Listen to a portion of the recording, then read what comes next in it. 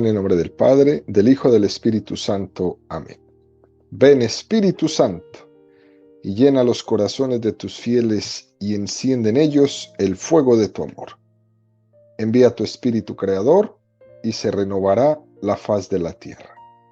Estamos estudiando el Catecismo de la Iglesia Católica, segunda parte, la celebración del misterio cristiano. Primera sección, la economía sacramental. Capítulo primero, el misterio pascual en el tiempo de la Iglesia. Artículo segundo, el misterio pascual en los sacramentos de la Iglesia. Entramos hoy al tercer apartado de este artículo, donde el Catecismo dedicará 5 números, del 1122 al 1126, al estudio del tema que tiene como título Los sacramentos de la fe.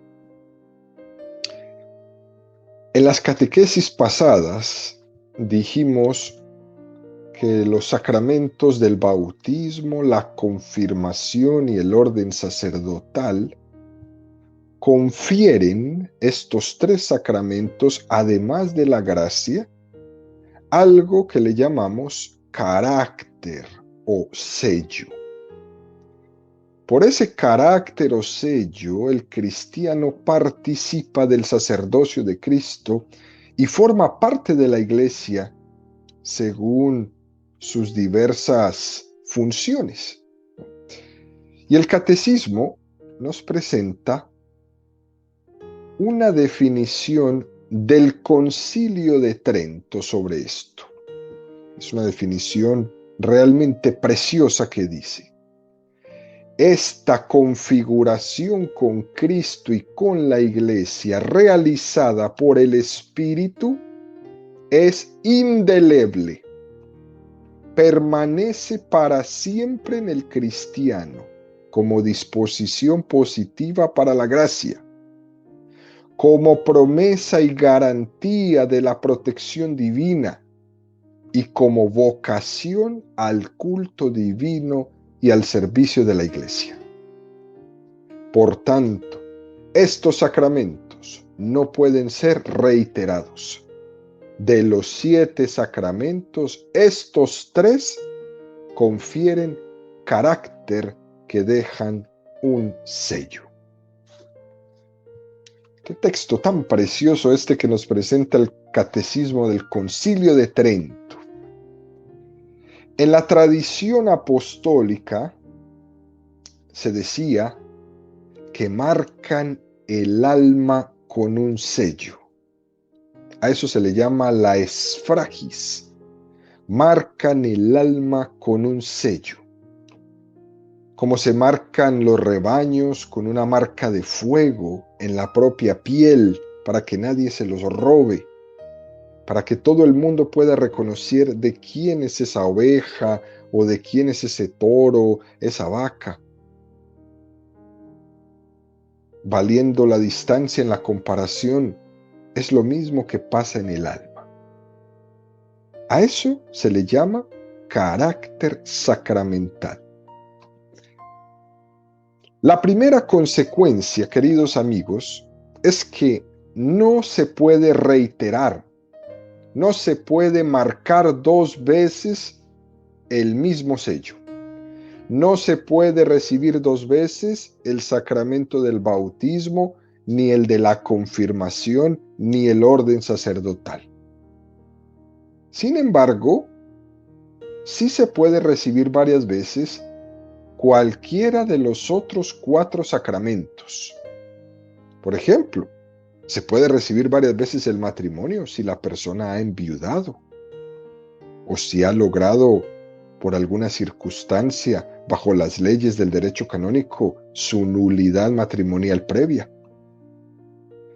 O cuando va a la Eucaristía cada domingo o el día que vaya a la Eucaristía para tomar su comunión cada vez que asiste a la misa.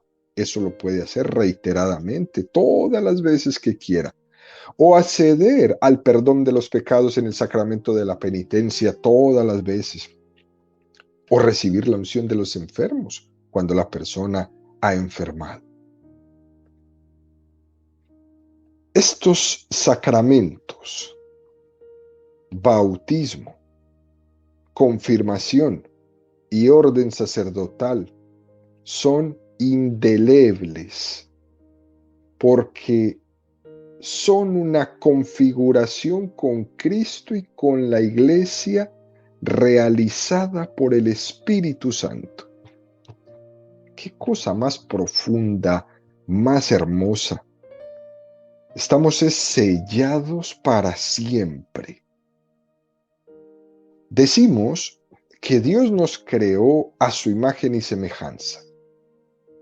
Pues la semejanza que nos confiere el bautismo con Cristo es superior a la semejanza que tenemos por la creación. Hasta allá va. Dicho de otro modo, un no bautizado es en cierto sentido es un hijo de Dios, pero el bautizado es hijo de Dios, no en cierto sentido, en realidad, hijo de Dios. Es un sentido más profundo por la semejanza con Cristo, porque en ese sacramento he sido configurado con Él. Por eso dice el catecismo, permanece para siempre en el cristiano como disposición positiva para la gracia.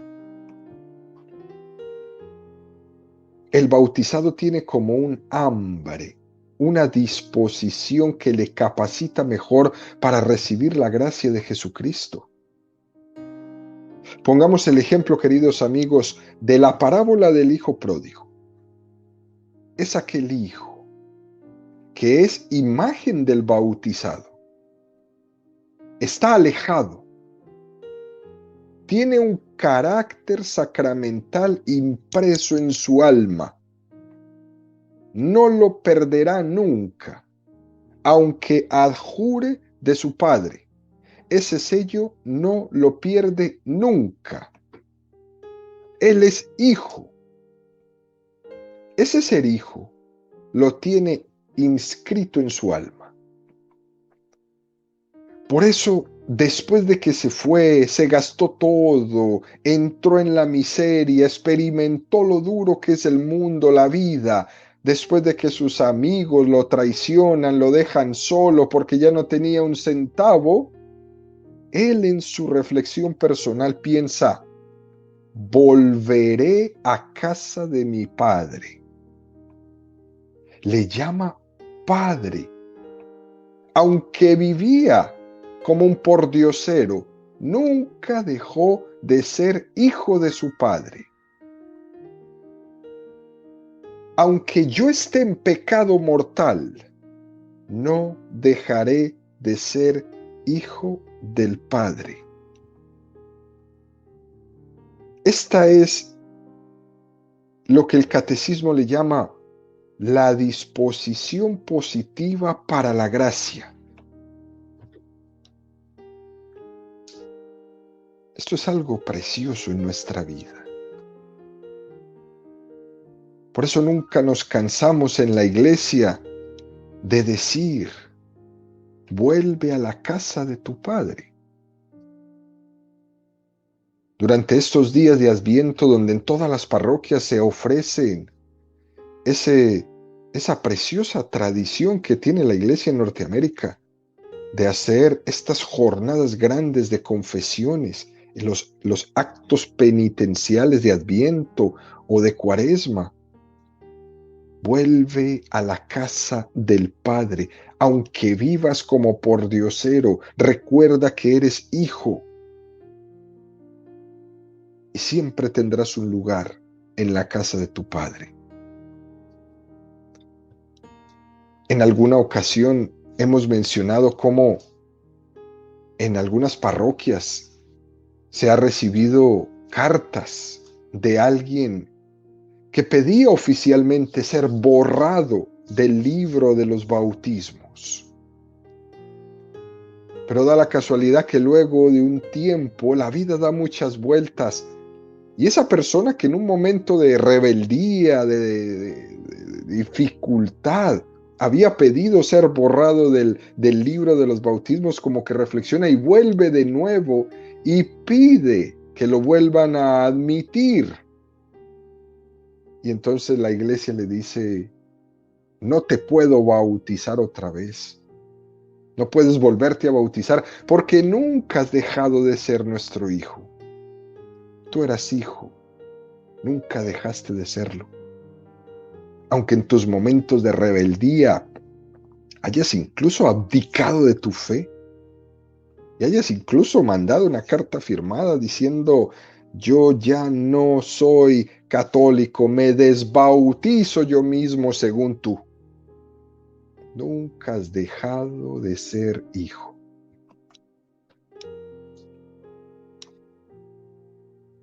Termina este texto diciendo: como promesa y garantía de la protección divina, como vocación al culto divino y al servicio de la iglesia.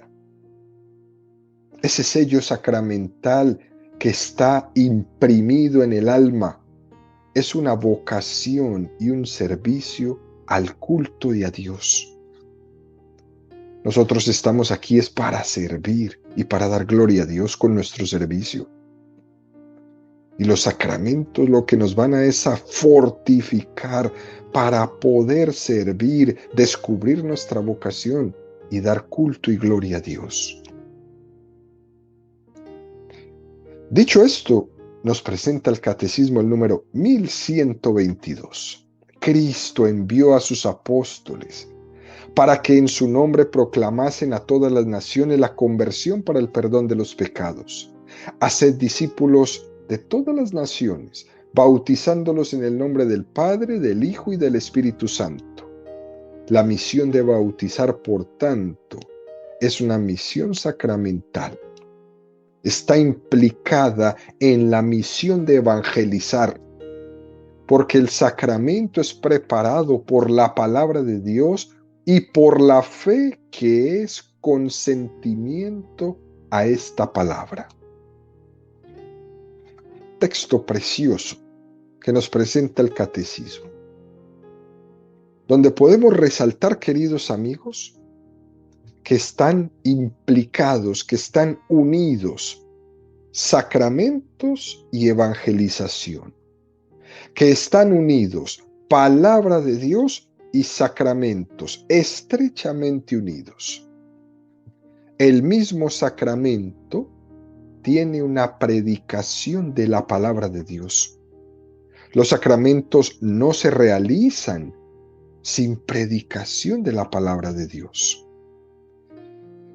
Volvemos y traemos a nuestra catequesis esa expresión que hemos mencionado en algún momento de personas que dicen: menos sacramentalizar y más evangelizar, menos misas y más predicar para llegar a los corazones de la gente.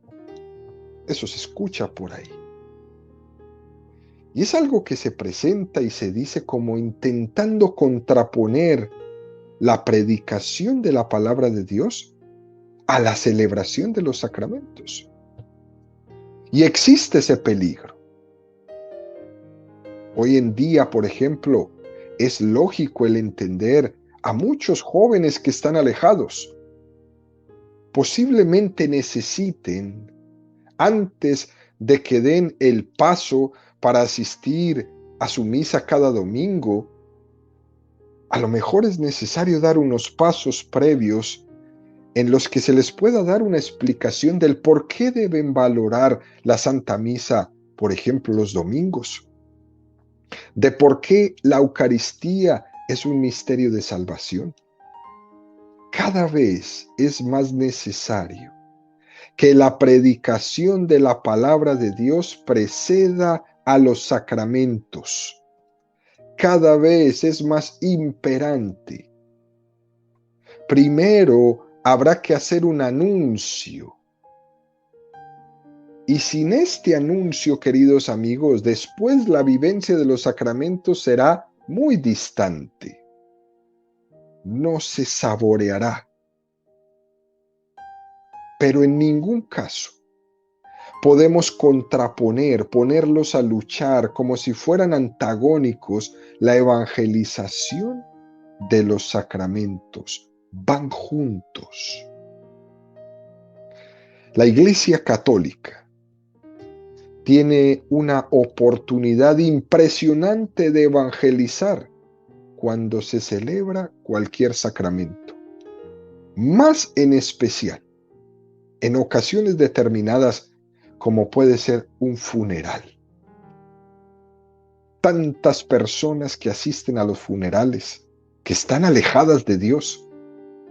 Es un momento propicio para evangelizar, por esa predisposición que se tiene en ese momento de dolor, en un clima de silencio, de recogimiento, incluso de tristeza. De todas esas personas que han estado alejadas de Dios, es una oportunidad de oro. Ahí, en esos momentos, la predicación de la palabra llega directamente a los corazones. Es cierto que la evangelización conviene que preceda a la celebración de los sacramentos, pero no es imprescindible.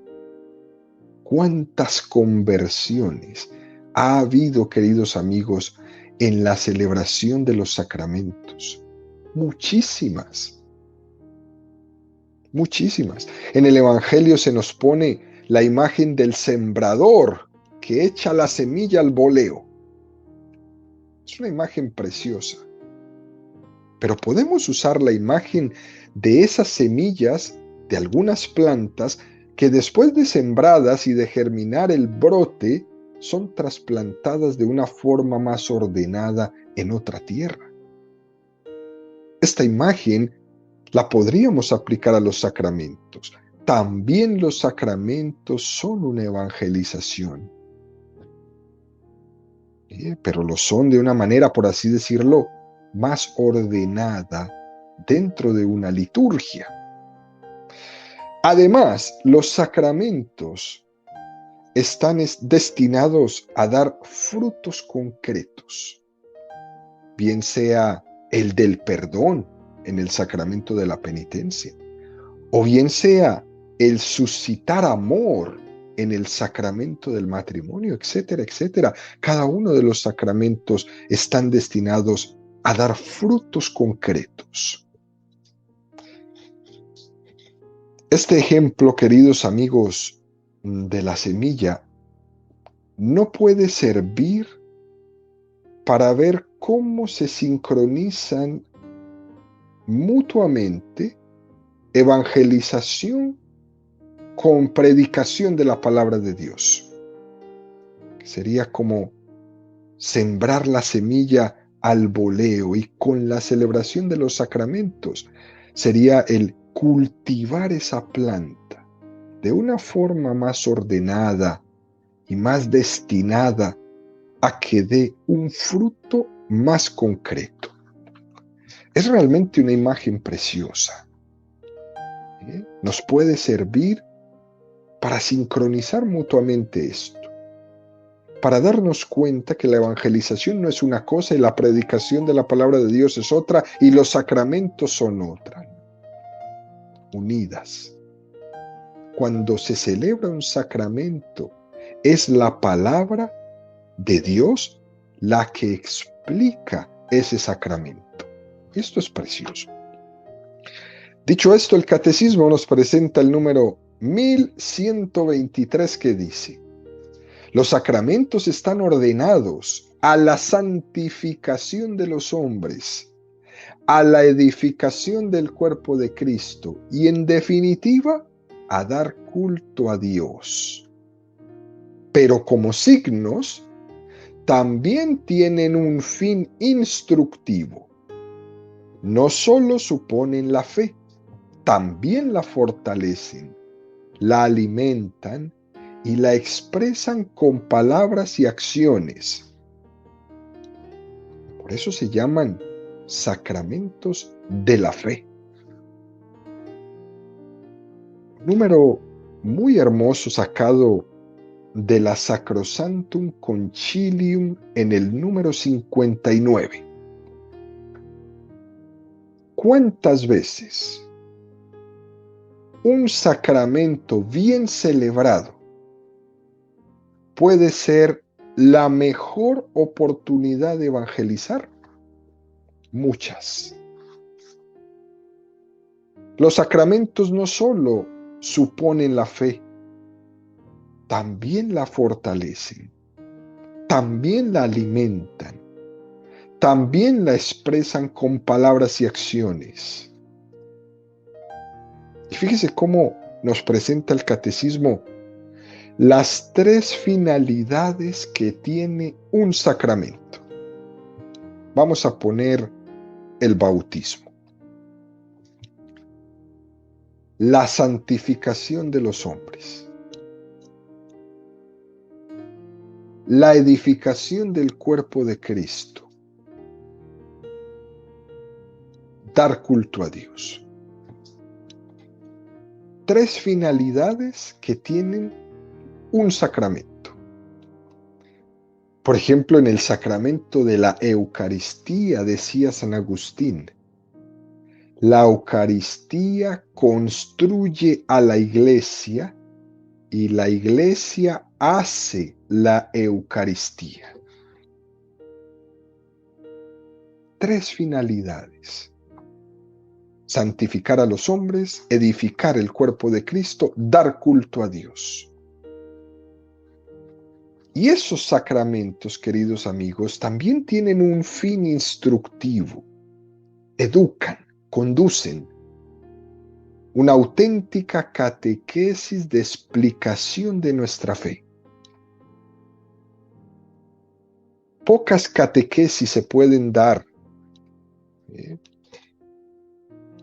en donde uno pueda expresar, enseñar la fe de la mejor manera posible, que cuando se explica una catequesis de los sacramentos usando el ritual de ese sacramento.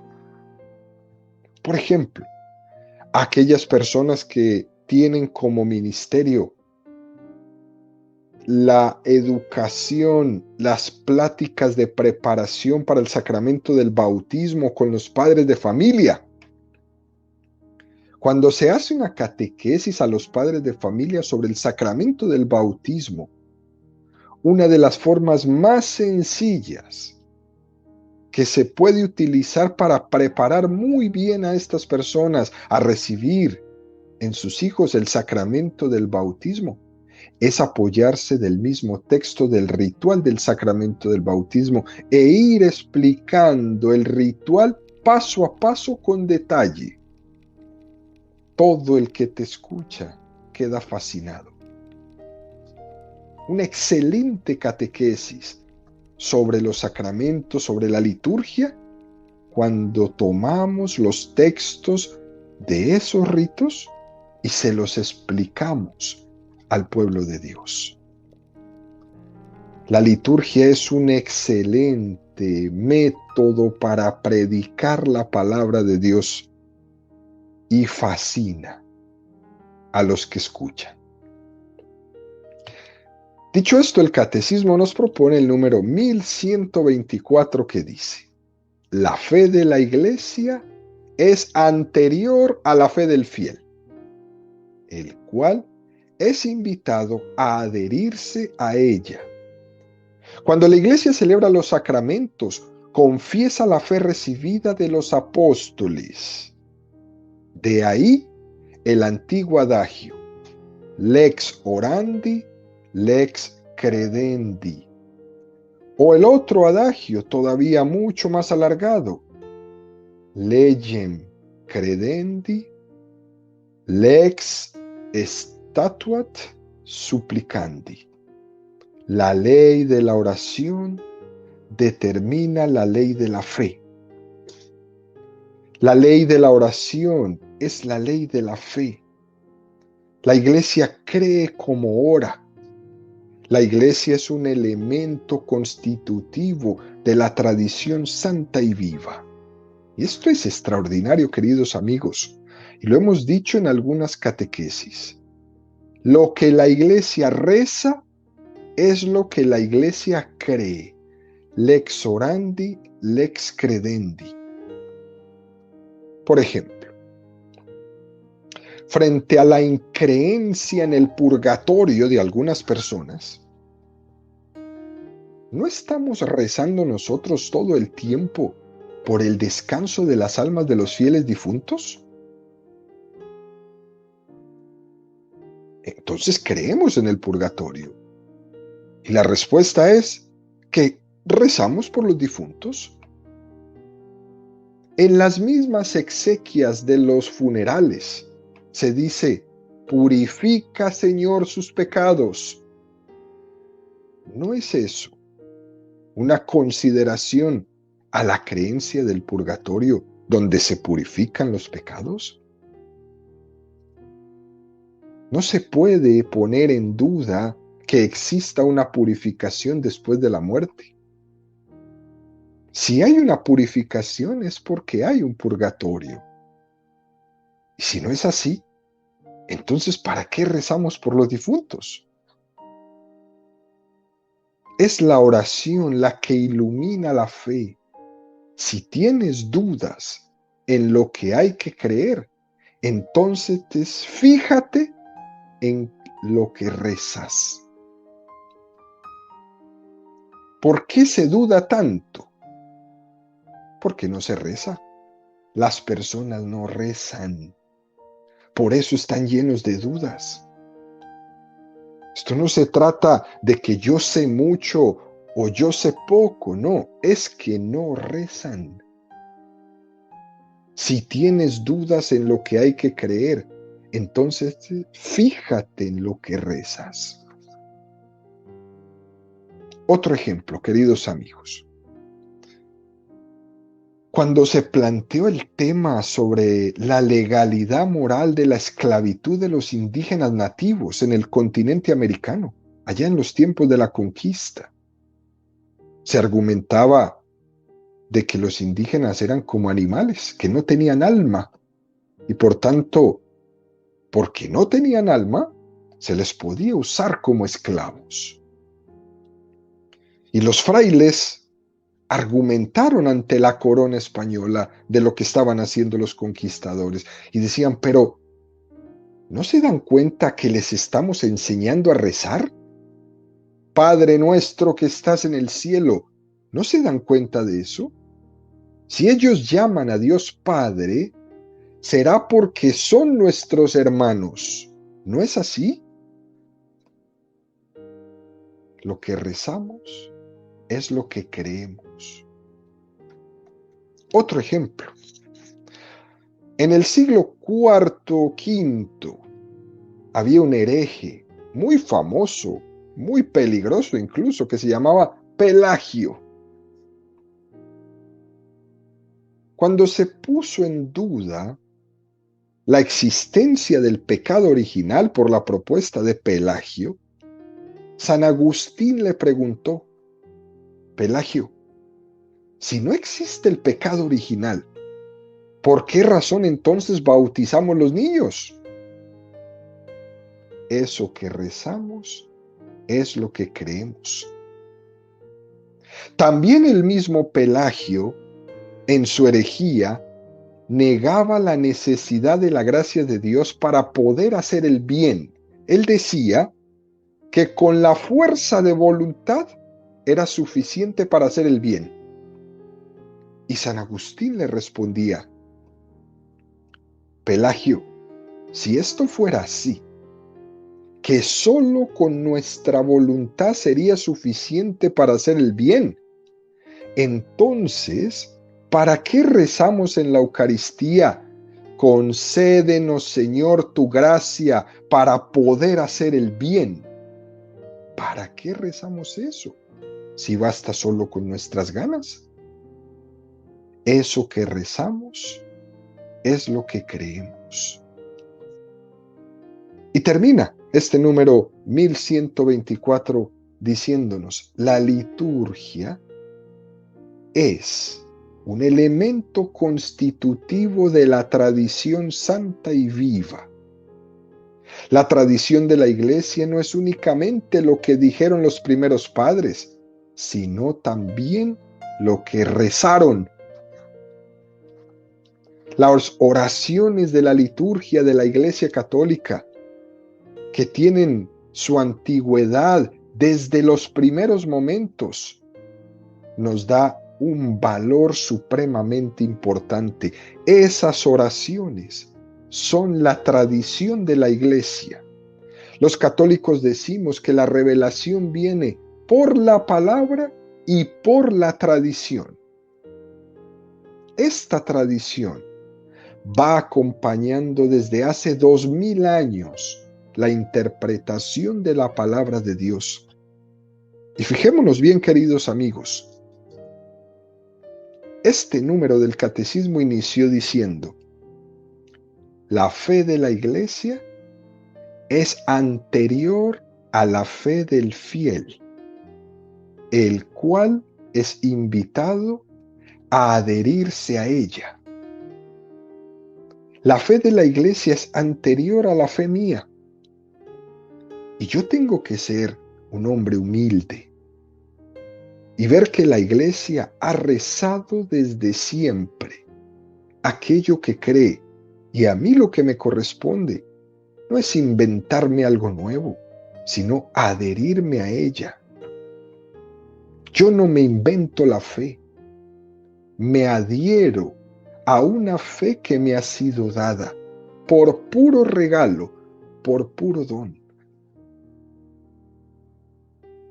Por último, el catecismo nos presenta el número 1125 que dice: por eso ningún rito sacramental puede ser modificado o manipulado a voluntad del ministro o de la comunidad. Incluso la suprema autoridad de la Iglesia no puede cambiar la liturgia a su arbitrio, sino solamente en virtud del servicio de la fe y el respeto religioso al misterio de la liturgia. Fíjate qué número tan delicado este. Es un número que expresa claramente y sin ningún titubeo que puede existir el peligro de hacer de la liturgia una expresión caprichosa de nuestra creatividad personal. Tantas veces, con el pretexto de hacer la liturgia más creativa, más amena, o que pueda expresar sensibilidades particulares, se cometen muchos actos ilícitos. La liturgia es preciosa por sí, no necesita del invento de nadie a última hora para hacerla más atractiva. Es cierto también que la liturgia ofrece una serie de lecciones que se pueden tener ahí en ese momento, pero se debe de elegir de lo que ya está. Fíjense, por ejemplo, queridos amigos, el celebrante, el sacerdote que celebra la liturgia, puede elegir entre distintos prefacios de la misa, el prefacio 1, el 2, el 3, el 4. También puede elegir entre los distintos cánones. Hay fórmulas distintas para celebrar el rito de la penitencia, por ejemplo, al comienzo de la misa, y puede utilizar cualquiera, pero no inventarse uno, porque no somos nosotros los inventores, y menos tenemos la autoridad para cambiarlo. Esto es muy interesante, muy importante, como catequistas tenerlo presente. Porque así como sucede en la celebración de la liturgia, también podría suceder en la catequesis. Que un catequista de estos por ahí, que se siente muy animado, que se siente muy modernizado, que se siente muy capaz, puede empezar a decir y a enseñar cosas que no son la doctrina de la Iglesia Católica. Y usted no tiene la autoridad para cambiar absolutamente nada de la fe. Y nada es ni una coma. Por eso dice el catecismo, ningún rito sacramental, igual que la catequesis, puede ser modificado o manipulado a voluntad del ministro o de la comunidad. Y la Iglesia está vigilante siempre de esto. Esto es porque la liturgia forma parte de la tradición santa de la Iglesia. Porque en esta liturgia estamos recibiendo lo que la Iglesia ha orado y creído siempre. Es la expresión de la fe de la Iglesia. Además, queridos amigos, es que pretender cambiar la liturgia es de personas poco humildes. Pretender que yo voy a mejorar por mi cuenta el original de la liturgia es demasiado poco humilde, porque estoy queriendo o estoy pretendiendo mejorar lo que ha sido inspirado por el Espíritu Santo. Así que la invitación de este número del catecismo es hacer como Juan Bautista. Conviene que él crezca y yo disminuya. Cuando esto no se hace así, entonces somos nosotros los que queremos aparecer. Cuando somos como Juan el Bautista, nosotros solo somos simples instrumentos que debemos cuidar en cada momento que la liturgia, que la catequesis sea aquello que hemos recibido en estas manos de barro, pero que no se quiebra y que las vamos a pasar a nuestras futuras generaciones sin cambiar absolutamente nada, como decía San Francisco de Asís. Creo en el Evangelio sin glosa, así tal cual como viene, porque llevo en mis manos un tesoro y mis manos son de barro.